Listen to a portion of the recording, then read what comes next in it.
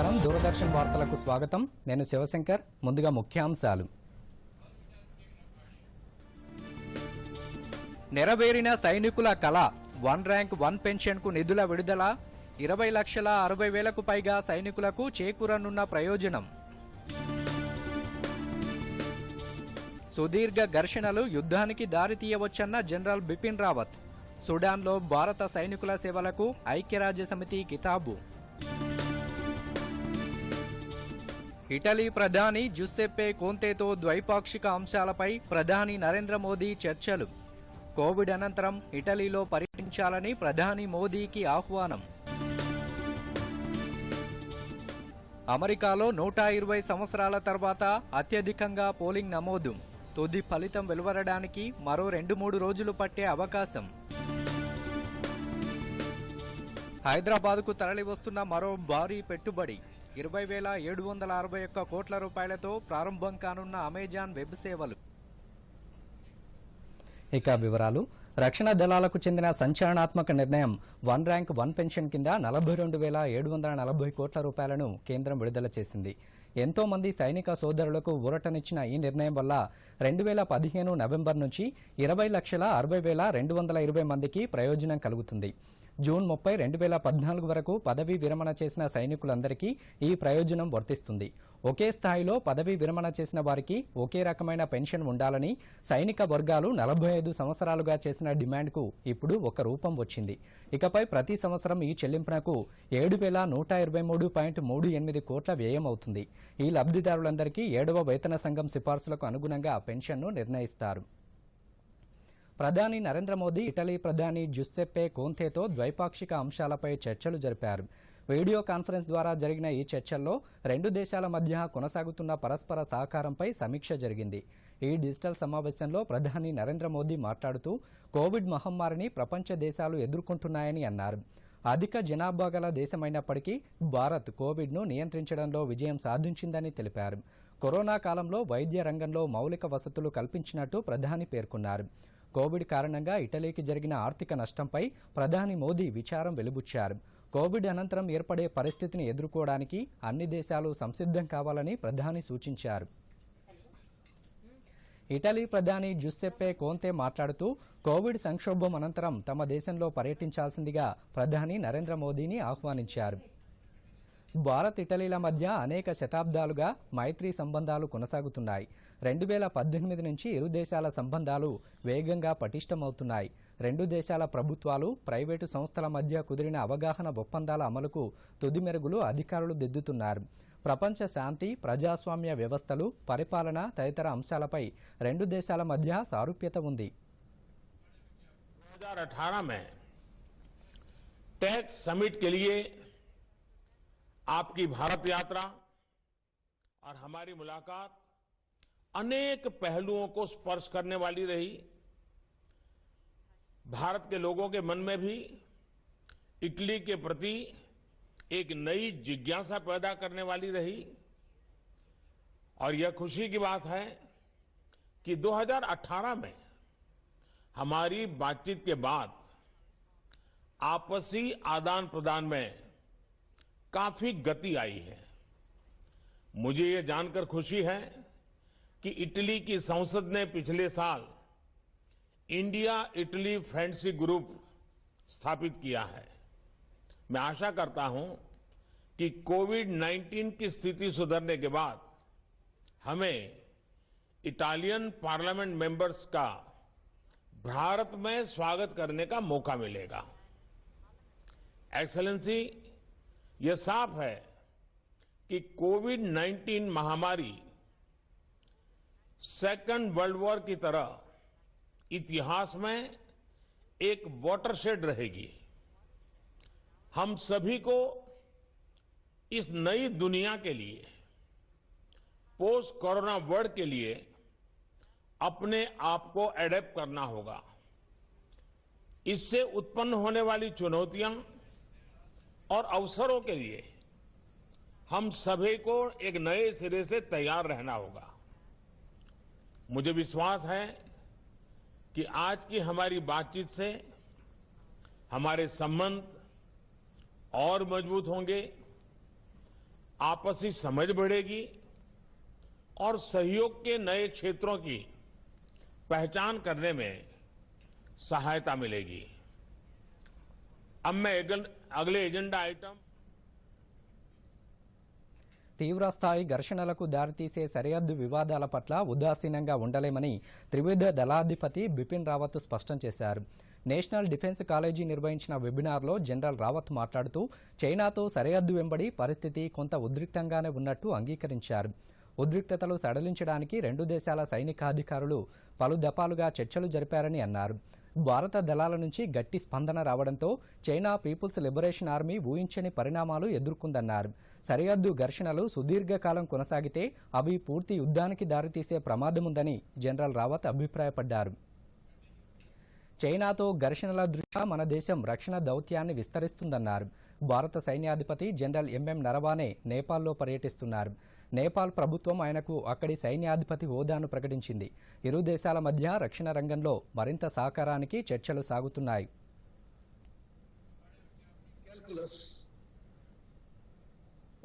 Border confrontations, transgressions and unprovoked tactical military actions spiraling into a larger conflict cannot therefore be discontinued.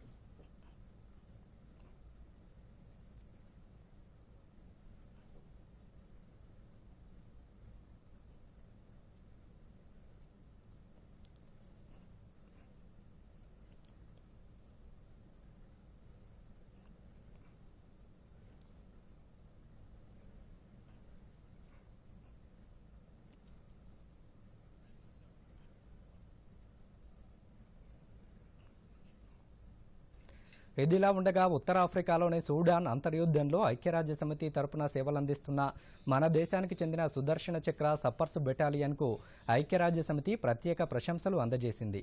దక్షిణ సూడాన్లో మౌలిక వసతుల కల్పనలో నిర్మాణాత్మక పాత్రను పోషిస్తున్నారని ఐక్యరాజ్యసమితి తన ప్రకటనలో పేర్కొంది. అమెజాన్ సంస్థ రాష్ట్రంలో భారీ స్థాయిలో పెట్టుబడులు పెట్టడానికి ముందుకొచ్చిందని ఐటీ శాఖ మంత్రి కె తారక రామారావు తెలిపారు. కేటీఆర్ ట్విట్టర్ వేదికగా ఈ విషయాన్ని ప్రస్తావించి సంతోషం వెలుబుచ్చారు. అమెజాన్ వెబ్ సర్వీసెస్ ద్వారా సుమారు 20,761 కోట్ల రూపాయల పెట్టుబడులు తెలంగాణ రాష్ట్రంలోకి రావడం పట్ల ఐటీ పరిశ్రమల శాఖ మంత్రి కేటీఆర్ అమెజాన్ సంస్థకు తెలంగాణ ప్రభుత్వం తరపున కృతజ్ఞతలు తెలిపారు. ముఖ్యమంత్రి కేసీఆర్ నేతృత్వంలో రూపొందించిన టీఎస్ ఐపాస్తో పాటు ఆకర్షణీయమైన విధానాల ద్వారా తెలంగాణలోకి పెట్టుబడులు అనేకం వస్తున్నాయని పేర్కొన్నారు. అమెజాన్ వెబ్ సర్వీసెస్ పెట్టుబడులతో స్థానిక యువతకు ఉపాధి అవకాశాలు లభిస్తాయన్నారు. అమెజాన్ వెబ్ సర్వీసెస్ పెట్టుబడికి సంబంధించి ప్రాథమిక చర్చలను దావోస్ పర్యటనలో ప్రారంభించినట్టు మంత్రి కేటీఆర్ తెలిపారు. తెలంగాణ రాష్ట్రం ఏర్పడ్డ అనంతరం ఇదే అతిపెద్ద విదేశీ పెట్టుబడి అవకాశమన్నారు. అమెజాన్ వెబ్ సర్వీసెస్ ద్వారా రాష్ట్రానికి వస్తున్న ఈ పెట్టుబడి తెలంగాణ రాష్ట్రం ఏర్పడిన నాటి నుంచి రాష్ట్రంలోకి వస్తున్న అతిపెద్ద విదేశీ ప్రత్యక్ష పెట్టుబడి అని మంత్రి కేటీఆర్ తెలిపారు. ఈ పెట్టుబడి తర్వాత అనేక కంపెనీలు తమ డేటా సెంటర్ల ఏర్పాటుకు తెలంగాణ వైపు మొగ్గు చూపే అవకాశాలు ఉన్నాయని, అలాంటి వారందరికీ తెలంగాణ ప్రభుత్వం సంపూర్ణ సహకారం అందిస్తుందని ఈ సందర్భంగా మంత్రి కేటీఆర్ పేర్కొన్నారు. అమెజాన్ లాంటి ప్రఖ్యాత కంపెనీ తన భారీ పెట్టుబడికి తెలంగాణను ఎంచుకోవడం అంటే తెలంగాణ రాష్ట్ర ప్రభుత్వ పారదర్శక, వేగవంతమైన పరిపాలనకు నిదర్శనమని ఈ సందర్భంగా కేటీఆర్ తెలిపారు.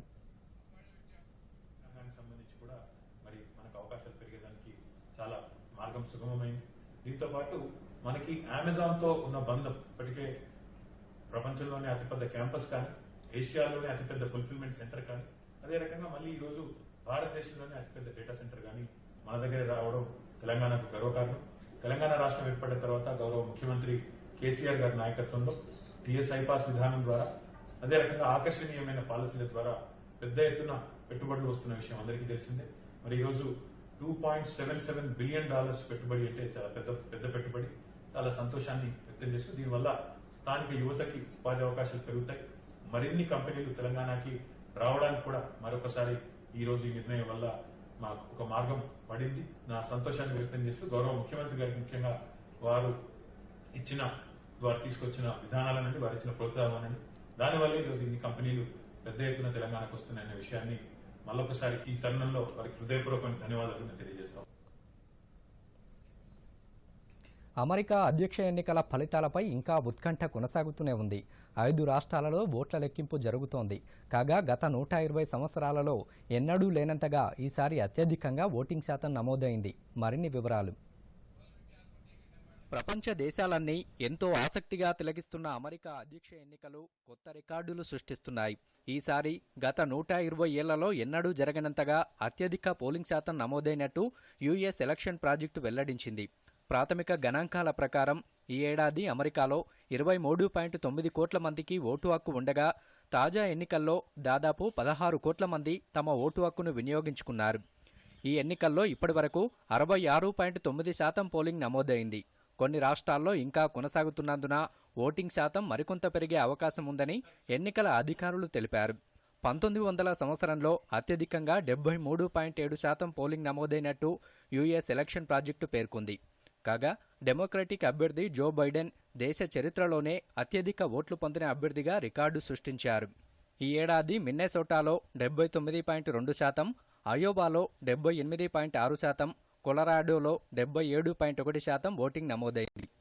5 కీలక రాష్ట్రాల్లో కౌంటింగ్ కొనసాగుతూనే ఉంది. దాదాపు అన్ని రాష్ట్రాల్లో అభ్యర్థుల మధ్య తేడా స్వల్పంగానే ఉంది. దీంతో విజేత ఎవరనేది తేలడం లేదు. మరోవైపు ఇప్పటి వరకు రిపబ్లికన్ అభ్యర్థి ట్రంప్కి అనుకూలంగా ఉన్న జార్జియా, పెన్సిల్వేనియాలో ఆయన ఆధిక్యం క్రమంగా తగ్గుతూ వస్తుండడం మరింత ఉత్కంఠ కలిగిస్తోంది. ఒక్క నెవాడా మినహా కౌంటింగ్ జరుగుతున్న 4 రాష్ట్రాల్లో ప్రస్తుతానికి ట్రంపే ఆధిక్యంలో ఉన్నారు. ఇద్దరు అభ్యర్థుల మధ్య అంతరం మాత్రం పెద్దగా లేకపోవడం గమనార్హం. జార్జియా, పెన్సిల్వేనియా, నెవాడా, నార్త్ కరోలినాలో ఓట్ల లెక్కింపు కొనసాగుతోంది. నెవాడాలో జో బైడెన్ ఆధిక్యతలో ఉన్నారు. ఈ రాష్ట్రంలో 6 ఎలక్టోరల్ కాలేజీ ఓట్లు ఉన్నాయి. ఈ రాష్ట్రంలో బైడెన్ విజయం సాధిస్తే ఆయన అధ్యక్ష పీఠాన్ని అధిరోహించినట్లే అని నిపుణులు వ్యాఖ్యానిస్తున్నారు. తుది ఫలితం వెలువడడానికి మరో 2-3 రోజులు పట్టే అవకాశం ఉంది. Bureau report, Doordarshan news. IT కంపెనీలు ఉద్యోగుల సేవలను ఇంటి నుంచే తీసుకోవడానికి వీలు కల్పిస్తూ కేంద్ర ప్రభుత్వం నిర్ణయం తీసుకుంది. శాశ్వత ఉద్యోగుల సేవలను వినియోగించుకునే కంపెనీలు ఇకపై రిజిస్ట్రేషన్ చేయాల్సిన అవసరం లేదు. అదర్ సర్వీస్ ప్రొవైడర్స్ ఓఎస్పీస్, బీపీఓ సేవలందించే సంస్థలు రిజిస్ట్రేషన్ చేసుకోవాల్సిన అవసరం లేకుండా టెలికమ్యూనికేషన్ల శాఖ ఆదేశాలు జారీ చేసింది. భారత్ను టెక్నికల్ హబ్గా తీర్చిదిద్దడానికి సులభతర వాణిజ్య విధానం అమలు చేస్తున్నట్టు ప్రధానమంత్రి నరేంద్ర మోదీ ప్రకటించారు. ఉత్పాదకతను పెంచడానికి, అన్ని రంగాల్లో సాంకేతిక పరిజ్ఞానాన్ని వినియోగించుకోవడానికి అవసరమైన చర్యలు చేపడతామని ప్రధానమంత్రి పేర్కొన్న విషయం విదితమే. ఈ నేపథ్యంలో ఈ విధానంలో భాగంగా టెలికమ్యూనికేషన్ల శాఖ తాజాగా నిబంధనలు రూపొందించింది. ఐటీ సేవలు అందించే సంస్థలు రిజిస్ట్రేషన్ చేసుకోవాల్సిన అవసరం లేదని తీసుకున్న నిర్ణయం ఐటీ కంపెనీలు, బీపీఓలకు ప్రయోజనం కలుగుతుందని కేంద్ర ఐటీ శాఖ మంత్రి రవిశంకర్ ప్రసాద్ వ్యాఖ్యానించారు.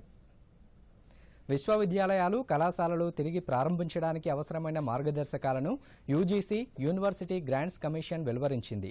కోవిడ్ నేపథ్యంలో కంటైన్మెంట్ జోన్లు మినహా మిగతా ప్రాంతాలు, రాష్ట్రాలలో కళాశాలలు ప్రారంభించవచ్చని పేర్కొంది. కేంద్ర ఆరోగ్య, కుటుంబ సంక్షేమ శాఖ ఆమోదం, విద్యాశాఖ సూచనల మేరకు ఈ మార్గదర్శకాలు రూపొందించినట్టు యూజీసీ పేర్కొంది. వారానికి 6 రోజులు పనిచేయడం, మరిన్ని సెక్షన్లు ఏర్పాటు చేసి తరగతులలో విద్యార్థులను తగ్గించడం, సామాజిక దూరం పాటించడం తప్పనిసరి అని మార్గదర్శకాల్లో పేర్కొన్నారు. అయితే అవసరాన్ని బట్టి పాఠ్యాంశాలు బోధించే కాలాన్ని పెంచవచ్చన్నారు. కళాశాలలను ప్రారంభించడానికి ముందు మొత్తం ప్రాంగణమంతా శానిటైజ్ చేయాలని సూచించారు. కేంద్ర, రాష్ట్ర ప్రభుత్వాలు ఎప్పటికప్పుడు జారీ చేస్తున్న ఆదేశాలు అమలు చేయాలన్నారు. కోవిడ్ మార్గదర్శకాలు అమలయ్యే విధంగా అందరూ సహకరించాలని కేంద్ర విద్యాశాఖ మంత్రి రమేష్ పోఖ్రియాల్ నిశాంక్ విద్యా సంస్థలకు, విద్యార్థులకు, తల్లిదండ్రులకు, విద్యారంగంతో సంబంధమున్న ఇతర వ్యక్తులకు విజ్ఞప్తి చేశారు. బీహార్లో తుది విడత పోలింగ్కు ఏర్పాట్లు పూర్తయ్యాయి. శనివారం ఉదయం 7 గంటల నుంచి సాయంత్రం 6 గంటల వరకు 15 జిల్లాల్లోని 78 నియోజకవర్గాల్లో పోలింగ్ జరగనుంది. వాల్మీకి నగర్ లోక్సభ నియోజకవర్గం ఉప ఎన్నికకు కూడా పోలింగ్ నిర్వహిస్తారు. 2,35,00,000 మంది ఓటు హక్కు వినియోగించుకుంటారు. మొత్తం 1,204 మంది అభ్యర్థులు రంగంలో ఉన్నారు. కాగా మావోయిస్టు ప్రభావిత నియోజకవర్గాల్లో పోలింగ్ ఉదయం 7 నుంచి సాయంత్రం 4 గంటల వరకు మాత్రమే జరుగుతుందని ప్రధాన ఎన్నికల అధికారి హెచ్ఆర్ శ్రీనివాస చెప్పారు. మావోయిస్టు ప్రభావిత ప్రాంతాలకు అదనపు బలగాలు తరలించినట్టు తెలిపారు. కోవిడ్ నిబంధనలు పాటిస్తూ పోలింగ్ కోసం ఏర్పాట్లు చేసినట్టు తెలిపారు. గతంలో ప్రతి పోలింగ్ కేంద్రానికి 1500 ఓట్లు కేటాయించగా ఈసారి కోవిడ్ నేపథ్యంలో ఒక్కో పోలింగ్ కేంద్రంలో కేవలం 1000 మంది మాత్రమే ఓటు హక్కు వినియోగించుకుంటారు. ఓట్ల లెక్కింపు ఈ నెల 10వ తేదీన జరుగుతుంది. ఇదిలా ఉండగా బీహార్ ప్రజలు అభివృద్ధికి ఓటేయాలని విజ్ఞప్తి చేస్తూ ప్రధాని నరేంద్ర మోదీ బహిరంగ లేఖ రాశారు. మళ్లీ ఎన్డీఏ ప్రభుత్వం ఏర్పాటవుతుందని ప్రధాని ధీమా వ్యక్తం చేశారు. ఎన్డీఏ ప్రభుత్వ హయాంలో ప్రారంభమైన అభివృద్ధి కొనసాగడానికి బీహార్లో నితీష్ కుమార్ నేతృత్వంలో మళ్లీ ప్రభుత్వం ఏర్పాటు కావాల్సిన అవసరం ఉందని ప్రధాని తన లేఖలో పేర్కొన్నారు. శ్రీహరికోటలో పిఎస్ఎల్వి C-49 వాహన నౌక ప్రయోగానికి కౌంట్ డౌన్ ప్రారంభమైంది. శుక్రవారం మధ్యాహ్నం 1:02 ప్రారంభమైన కౌంట్ డౌన్ 26 గంటల పాటు కొనసాగుతున్న 2 నిమిషాలకు ఇస్రో శాస్త్రవేత్తలు పిఎస్ఎల్విని ప్రయోగిస్తారు. పిఎస్ఎల్వి C-49 వాహన నౌక ద్వారా భూ పరిశీలన, నిఘా, రీశాట్-2 ఉపగ్రహం ప్రయోగిస్తారు. ఈ ఉపగ్రహం ద్వారా 51 విద్యా విషయక ఛానళ్లు అందుబాటులోకి వస్తాయి. 10 విదేశీ ఉపగ్రహాలను కూడా పిఎస్ఎల్వి అంతరిక్షంలో ప్రవేశపెడుతుంది. కోవిడ్ నేపథ్యంలో ఫిబ్రవరి అనంతరం ఇస్రో చేపట్టిన మొదటి ఉపగ్రహ ప్రయోగం ఇదే. మన రీశాట్-2 BR-2 ఉపగ్రహం ద్వారా ఏ వాతావరణ పరిస్థితుల్లోనైనా భూమిని నిశితంగా పరిశీలించవచ్చు. పిఎస్ఎల్వి C-49 నమూనాకు ఇస్రో శాస్త్రవేత్తలు తిరుమలలో పూజలు చేయించారు. దేశంలో కోవిడ్ రికవరీ రేటు 92.3% చేరుకుందని వైద్య ఆరోగ్య శాఖ పేర్కొంది. ఇప్పటి వరకు కోవిడ్ వైరస్ సోకి చికిత్సతో కోలుకున్న వారి సంఖ్య 77,65,000కు చేరుకుంది. దేశంలో ప్రస్తుతం ఉన్న యాక్టివ్ కేసుల సంఖ్య 5,20,000. యాక్టివ్ కేసులలో 78% కేవలం 10 రాష్ట్రాలు, కేంద్రపాలిత ప్రాంతాల్లోనే నమోదవుతున్నాయి. మహారాష్ట్ర, కర్ణాటక, కేరళ తదితర రాష్ట్రాలలో కోవిడ్ కేసుల సంఖ్య ఎక్కువగా నమోదవుతోంది. తాజాగా 47,630 కొత్త కేసులు నమోదయ్యాయి. క్రియాశీల కేసుల సంఖ్య వరుసగా 8వ రోజు 6 లక్షల కన్నా తక్కువగా ఉన్నట్టు వైద్య ఆరోగ్య శాఖ పేర్కొంది. ఇటు తెలంగాణలో కొత్తగా 1,602 కరోనా కేసులు నమోదయ్యాయి. రికవరీ రేటు 91.65%కి చేరుకుంది. భూపాలపల్లి జిల్లాలో ప్రజల అప్రమత్తతతో కోవిడ్ వ్యాప్తి చాలా వరకు తగ్గిందని, కానీ ఇప్పుడు ప్రజలు మొదట్లో ఉన్నంత జాగ్రత్తగా ఉండడం లేదని భూపాలపల్లి డీఎస్పీ సంపత్రావు అన్నారు. దూరదర్శన్ ప్రతినిధితో మాట్లాడుతూ చలికాలంలో కోవిడ్ అధికమయ్యే అవకాశాలు ఉన్నాయని, ప్రజలు గతంలో లాగా జాగ్రత్తలు తీసుకోవాలని సూచించారు. వ్యాక్సిన్ వచ్చే వరకు అప్రమత్తత అవసరమని తెలిపారు. రాబోయే 3 నెలలు సింగరేణి ఉద్యోగులతో పాటు ప్రతి ఒక్కరూ జాగ్రత్తగా ఉండాలని భూపాలపల్లి ఏరియా సింగరేణి ఏజీఎం శ్రీనివాస్ అన్నారు. దూరదర్శన్తో మాట్లాడుతూ చలికాలం ఫ్లూ లక్షణాలు ఎక్కువగా ఉంటాయని, అది కోవిడా కాదా అనేది టెస్టులు చేయించుకోవాలని, వైద్యుల సూచనలు పాటించాలని కోరారు.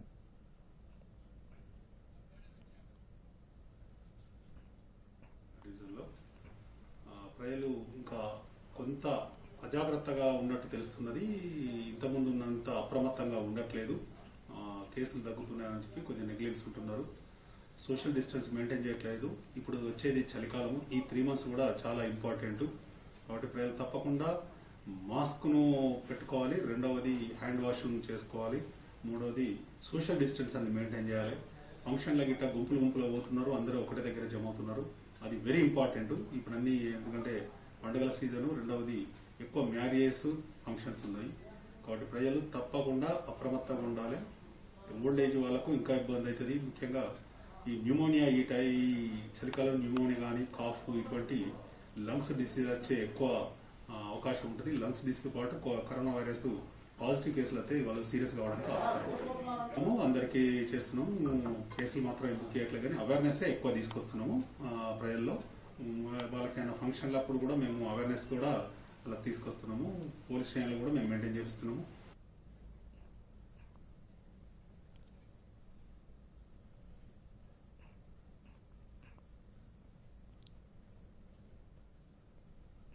కరోనా నియంత్రణకు సింగరేణి యాజమాన్యం అన్ని రకాల చర్యలు తీసుకుంది. ఈ కరోనా మహమ్మారి మనందరికీ తెలిసిందే. మనము అందరం కలిసి, సింగరేణి అధికారులు అందరూ కలిసి కరోనా మహమ్మారిని కట్టడి చేశారు. మనందరం కూడా గర్వంగా చెప్పుకోదగ్గ విషయం ఏంటంటే 3 రోజుల నుంచి సింగరేణి భూపాలపల్లి ఏరియా ఉద్యోగులకు ఒక్కరికి కూడా పాజిటివ్ రాలేదు. అప్పటికి కూడా మరి మనం ఎప్పుడు కూడా నెగ్లెక్ట్ చేయొద్దు. ఇంకా సెకండ్ వేవ్ వస్తుంది అని మన ఎక్స్పర్ట్స్ చెప్తున్నారు. సెకండ్ వేవ్, థర్డ్ వేవ్ అని. ఢిల్లీలో ఆల్రెడీ సెకండ్ వేవ్ స్టార్ట్ అయింది. కేరళలో కూడా ఆల్రెడీ సెకండ్ వేవ్ స్టార్ట్ అయింది. కాబట్టి ఉద్యోగులకు వారి కుటుంబ సభ్యులకు నా విజ్ఞప్తి ఏంటంటే ఇప్పటికి కూడా మళ్ళీ మీరు జాగ్రత్తలు అన్ని తప్పనిసరిగా తీసుకోవాల్సిందే, మాస్క్ పెట్టుకోవాల్సిందే, శానిటైజర్ వాడాల్సిందే, హ్యాండ్స్ వాష్ చేసుకోవాల్సిందే, సోషల్ డిస్టెన్స్ ఫాలో కావాల్సిందే. ఇంకా కరోనా మహమ్మారి భూతం అనేది మన వెనకాలనే ఉంది. కాబట్టి దయచేసి ఉద్యోగులు వారి కుటుంబ సభ్యులు అందరూ కూడా ఎప్పుడు కూడా నెగ్లెక్ట్ చేయొద్దు. ఇంకా ఇప్పుడే కరోనా పోయింది అనుకోవద్దు. మాబులో ఎక్కువ తిరగకూడదు. జనంలో ఉన్నప్పుడు దూరాన్ని పాటించాలి, మాస్క్ కంపల్సరిగా పాటించాలి. కేంద్ర ప్రభుత్వం 2015లో ప్రారంభించిన బేటీ బచావో బేటీ పడావో పథకం జగిత్యాల జిల్లాలో ఐసీడీఎస్ ప్రాజెక్టు ద్వారా అమలవుతోంది. ఆడపిల్లల జననాలను ప్రోత్సహించడం, మహిళల సాధికారతను సాధించడం ఈ పథకం లక్ష్యం. జగిత్యాల ఐసీడీఎస్ అధికారి డాక్టర్ నరేష్ మాట్లాడుతూ కలెక్టర్ సహకారంతో లింగ నిర్ధారణ పరీక్షలు జరగకుండా చర్యలు తీసుకుంటున్నామని తెలిపారు. బాల్య వివాహాల వల్ల జరిగే నష్టాలపై ప్రజల్లో అవగాహన కల్పిస్తున్నామన్నారు.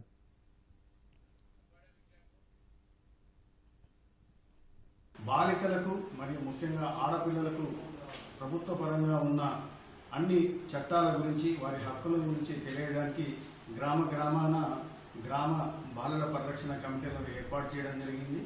ఈ బాలికల పరిరక్షణ కమిటీ ద్వారా ప్రతి గ్రామంలో ఉన్న పిల్లల యొక్క హక్కులను తెలియజేస్తూ ఆ హక్కులు వాళ్ళు కాపాడుకుంటూ ప్రభుత్వ పరంగా ఉన్న చట్టాల వల్ల వాళ్ళకు వచ్చిన లాభాలను వాళ్ళకు తెలియజేస్తూ ఈ యొక్క బాలికల ఎదుగుదలకు మేము పనిచేస్తున్నాం. బాలికల పట్ల అఘాయిత్యాలు కానీ అక్రమ రవాణా కాకుండా, బాల్య వివాహాలు కాకుండా చాలా అడ్డుకోవడం జరిగింది. ఈ సందర్భంగా మా యొక్క కార్యక్రమాలను అమలు చేయడానికి జిల్లా పరిపాలనాధికారైన రవి గారు, అలాగే జిల్లా మంత్రివర్యులు, ప్రజాప్రతినిధులు కూడా చాలా సహకారం చేస్తున్నారు. పలువురు విద్యార్థినులు మాట్లాడుతూ మగపిల్లలతో సమానంగా తమకు అవకాశాలు కల్పించాలని కోరారు. ఆడపిల్లలపై అత్యాచారాలకు పాల్పడే వారిని కఠినంగా శిక్షించాలన్నారు.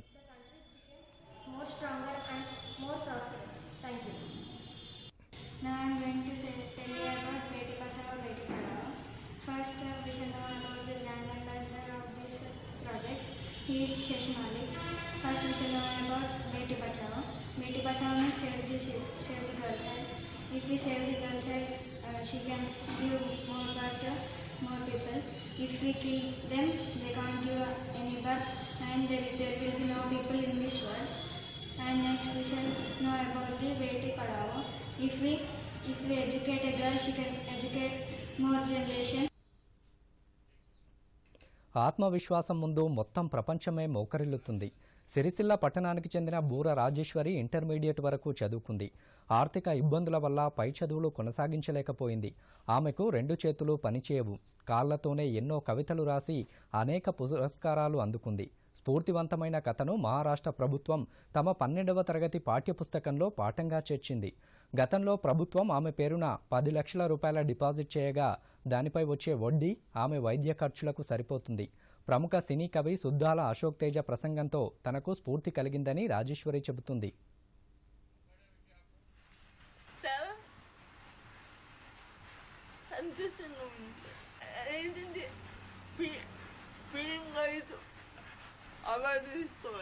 మాకు నా బిడ్డకు నాకు ఒక డబల్ బెడ్రూమ్ కనీసం పత్రాలు వేసినా సరే అందులో ఉంటాం. పెద్ద బంగుళాలు కావాలని ఏం కోరుకోం. మేము ఉన్నదే గరీబ్ వాళ్ళం. ఆ పిల్లని పట్టుకొని బతుకున్నా. తనకు చేతులు సహకరించకపోయినా కాళ్ళతో ఎన్నో కవిత్వాలు రాసింది. తన జీవిత సారాంశాన్ని మహారాష్ట్రలోని తెలుగు పాఠ్యపుస్తకంలో 12వ తరగతిలో తనది లెసన్ వచ్చింది. ఇది మాకు చాలా సంతోషంగా ఉంది. తనకి హెల్త్ బాగాలేకపోయినా, అది మెడలు సరిగ్గా లేకపోయినా కానీ తను ఎన్నో కవితలు రాసింది. తనకి ఒకటే కోరిక ఉంది, ప్రధానమంత్రి గారి చేతుల మీదుగా అవార్డు అందుకోవాలని చాలా ఆశపడుతుంది. మరియు అలాగే వారికి ఇల్లు లేదు, ఆ ఇల్లు కూడా ఇవ్వాలని మనస్ఫూర్తిగా కోరుకుంటున్నాం. దేశ రాజధాని ఢిల్లీలో కరోనా ఉధృతి కొనసాగుతున్న నేపథ్యంలో దీపావళి సంబరాలు నిరాడంబరంగా జరుపుకోవాలని ముఖ్యమంత్రి అరవింద్ కేజ్రీవాల్ పిలుపునిచ్చారు. ఢిల్లీలో వాయు కాలుష్యం పెరగడం, కరోనా పరిస్థితుల కారణంగా దీపావళి టపాసుల విక్రయంపై నిషేధం విధిస్తున్నట్టు ఢిల్లీ ప్రభుత్వం ప్రకటించింది. మరోపక్క కర్ణాటక రాష్ట్ర ప్రభుత్వం కూడా దీపావళి సందర్భంగా టపాసులు కొనడం, కాల్చడాన్ని నిషేధించింది. लोगों ने मिलकर दिवाली मनाई थी. हम लोगों ने वहाँ पे लाइट शो रखा था. आप सब लोग कनॉट प्लेस आए थे. इस बार भी हम लोग सब लोग मिलकर दिवाली मनाएंगे. पटाखे नहीं जलाएंगे. किसी भी हालत में अपने को पटाखे नहीं जलाने. अगर पटाखे जलाएंगे अपने ही बच्चों की जिंदगी के साथ खेल रहे हैं हम लोग. अपने ही परिवार की जिंदगी के साथ खेल रहे हैं. अपने दिल्ली के परिवार की जिंदगी के साथ खेल रहे हैं. पटाखे नहीं जलाने. दिवाली एक साथ मनाएंगे. इस बार दिवाली के लिए हम अलग इंतजाम कर रहे हैं. అరేబియా సముద్రంలో మలబార్ సంయుక్త సైనిక విన్యాసాలు ముగిశాయి. భారత్, అమెరికా, జపాన్, ఆస్ట్రేలియా దేశాలకు చెందిన సైనిక నౌకలు విన్యాసాల్లో పాల్గొన్నాయి. మలబార్ సైనిక విన్యాసాలు 1992లో ప్రారంభం కాగా అప్పటి నుంచి భారత్, అమెరికా దేశాలు ఈ విన్యాసాల్లో పాల్గొంటున్నాయి. 2005లో ఆస్ట్రేలియా, 2015లో జపాన్ దేశం విన్యాసాల్లో పాల్గొన్నాయి. ఇండో పసిఫిక్ సముద్ర తీరంలో శక్తిమంత దేశాలైన భారత్, ఆస్ట్రేలియా, జపాన్, అమెరికా దేశాల నౌకాదళాల మధ్య పరస్పర సహకారం పెంపొందించడానికి ఈ సైనిక విన్యాసాలు తోడ్పడుతున్నాయి. తెలంగాణ పీజీ లా సెట్ ఫలితాలు వెలువడ్డాయి. రాష్ట్ర ఉన్నత విద్యామండలి చైర్మన్ పాపిరెడ్డి ఫలితాలు విడుదల చేశారు. 3 ఏళ్ల లా సెట్లో 78.6% ఉత్తీర్ణులు కాగా 5 ఏళ్ల లా సెట్లో 62.35%, పీజీఎల్ సెట్లో 91.04% ఉత్తీర్ణత నమోదైనట్టు ప్రకటించారు.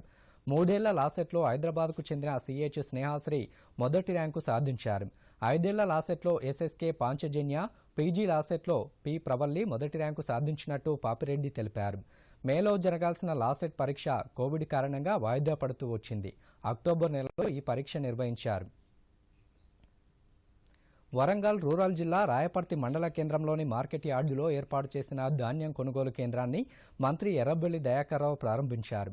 ఈ కార్యక్రమంలో మంత్రి ఎర్రబెల్లి మాట్లాడుతూ రైతులకు మేలు చేయడానికే ప్రభుత్వం ధాన్యం కొనుగోలు చేస్తోందని తెలిపారు.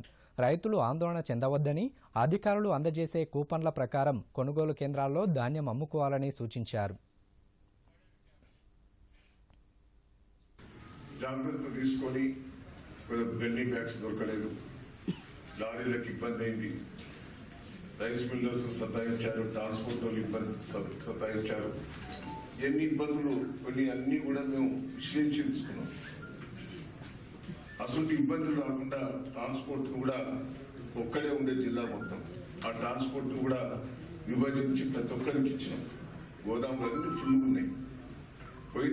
కొన్న ఒడ్లే మక్కనే అలా ఇబ్బందికరమైన పరిస్థితి ఉన్నాయి. కానీ రైతులకు ఇబ్బంది కావద్దు, ప్రతి గింజ కొనాలని మన రాష్ట్రమే. నేను ఒకటే మేము అందరినీ కూడా కోరేది, ప్రభుత్వం ఎంత రిస్క్ చేసుకొని పనిచేస్తున్నది అనేది ఏ రాష్ట్రం కూడా. దేశ సంస్కృతి సాంప్రదాయాలు పరిరక్షించే బాధ్యత యువతపైనే ఉందని, ఇందుకు ఛత్రపతి శివాజీని ఆదర్శంగా తీసుకోవాలని బీజేపీ జాతీయ ఉపాధ్యక్షురాలు డీకే అరుణ పిలుపునిచ్చారు. మహబూబ్నగర్ గ్రామీణ మండలంలోని మణికొండ గ్రామంలో ఏర్పాటు చేసిన ఛత్రపతి శివాజీ విగ్రహాన్ని డీకే అరుణ ప్రారంభించారు. ఈ కార్యక్రమంలో జాతీయ బీసీ కమిషన్ సభ్యుడు ఆచారి, ఇతర నాయకులు పాల్గొన్నారు. డీకే అరుణ మాట్లాడుతూ గ్రామాల్లో అభివృద్ధి ఎక్కడా కనిపించడం లేదని విమర్శించారు. రాష్ట్ర ప్రభుత్వం గ్రామాలకు నిధులు ఇవ్వడం లేదన్నారు. కేంద్ర ప్రభుత్వం వివిధ పథకాలకు అందజేస్తున్న నిధులతోనే గ్రామాల్లో అభివృద్ధి కార్యక్రమాలు జరుగుతున్నాయని చెప్పారు. అసలు డబ్బుతో ఏదైనా చేయొచ్చు, డబ్బు ఉంటే చాలు. ఈ డబ్బుతో మేము ఎన్నాళ్ళైనా ఈ యొక్క అంటే ఈరోజు యువత మొత్తం ముందరున్నారు కాబట్టి గ్రామాల్లో డబ్బుతో ఎవరైనా కొనొచ్చు, ఏదైనా చేయొచ్చు. ఏది చేసినా అడిగే దిక్కులేనటువంటి ఒక వ్యవస్థ ఈరోజు మన రాష్ట్రంలో జరుగుతున్నటువంటి విషయాన్ని యువత గమనించాల్సినటువంటి అవసరం ఉంది. దీంట్లో గనక యువత నడుము బిగించకపోతే భవిష్యత్తులో తెలంగాణకు భవిష్యత్తే ఉండదు. తెలంగాణ భవిష్యత్ అంతా కూడా అంధకారంగా మారిపోయేటటువంటి పరిస్థితులు మన కళ్ళ ముందర కనిపిస్తున్నాయి. ఉమ్మడి వరంగల్ జిల్లాలోని పంట పొలాలకు సాగునీరు అందించే నిమిత్తం చేపట్టిన దేవాదుల ప్రాజెక్టుపై పంచాయతీరాజ్ శాఖ మంత్రి ఎర్రబెల్లి దయాకర్రావు సమీక్ష నిర్వహించారు. ఈ కార్యక్రమంలో మంత్రి సత్యవతి రాథోడ్, ఇరిగేషన్ శాఖ అధికారులు పాల్గొన్నారు. ఈ సందర్భంగా మంత్రి మాట్లాడుతూ ముఖ్యమంత్రి కేసీఆర్ నాయకత్వంలో గోదావరి జలాలు సద్వినియోగం చేసుకోవడానికి అనేక సాగునీటి ప్రాజెక్టులు నిర్మిస్తున్నట్టు చెప్పారు. దేవాదుల ప్రాజెక్టు నిర్మాణంలో అవసరమైన భూసేకరణ త్వరగా పూర్తి చేయాలని అధికారులను ఆదేశించారు. భూసేకరణలో ఇబ్బందులు ఎదురైతే ముఖ్యమంత్రి దృష్టికి తీసుకురావాలని సూచించారు. దేవాదుల ప్రాజెక్టు కింద 6 లక్షల ఎకరాలకు సాగునీరు అందిస్తామని మంత్రి తెలిపారు.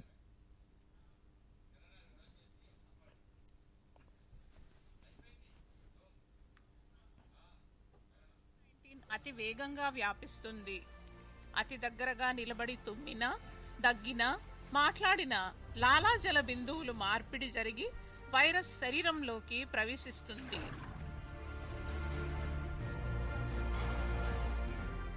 కోవిడ్-19 ఒక మహమ్మారి, కానీ భయపడకండి. కోవిడ్ రాకుండా వచ్చినా దానిని చిత్తుగా ఓడించగలిగే ఈ 3 సూత్రాలు పాటిద్దాం రండి. మాస్కే మనకు రక్ష. బయటకు వెళ్ళినప్పుడు ముక్కు, నోటిని పూర్తిగా మాస్క్తో కవర్ చేసుకుందాం. సామాజిక దూరమే ఇప్పుడు సురక్షితం. మనిషి మనిషికి మధ్య 6 అడుగుల దూరం ఉంచుదాం. మనల్ని పరిరక్షించేది పరిశుభ్రతే. ఎప్పటికప్పుడు చేతులు శుభ్రంగా కడుక్కుందాం. కోవిడ్ వ్యాప్తిని ఆపుదాం. కరోనాపై విజయం సాధిద్దాం. వార్తలు ముగించే ముందు ముఖ్యాంశాలు మరోసారి. నెరవేరిన సైనికుల కళ. 1 ర్యాంక్ 1 పెన్షన్కు నిధుల విడుదల. 20,60,000కు పైగా సైనికులకు చేకూరనున్న ప్రయోజనం. సుదీర్ఘ ఘర్షణలు యుద్ధానికి దారితీయవచ్చన్న జనరల్ బిపిన్ రావత్.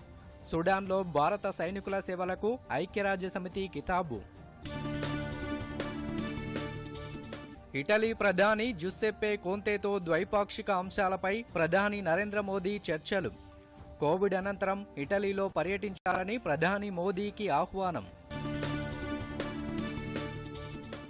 అమెరికాలో 120 సంవత్సరాల తర్వాత అత్యధికంగా పోలింగ్ నమోదు. తుది ఫలితం వెలువడడానికి మరో 2-3 రోజులు పట్టే అవకాశం. హైదరాబాద్కు తరలివస్తున్న మరో భారీ పెట్టుబడి.